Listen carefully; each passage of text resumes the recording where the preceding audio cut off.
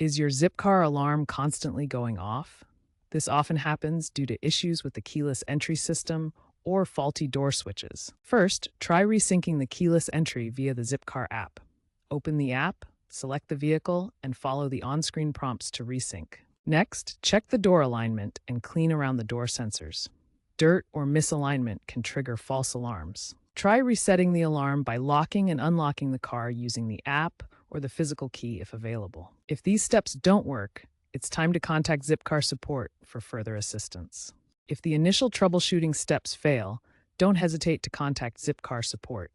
They offer 24/7 assistance via the app, phone, or roadside assistance. Provide them with details about the alarm behavior.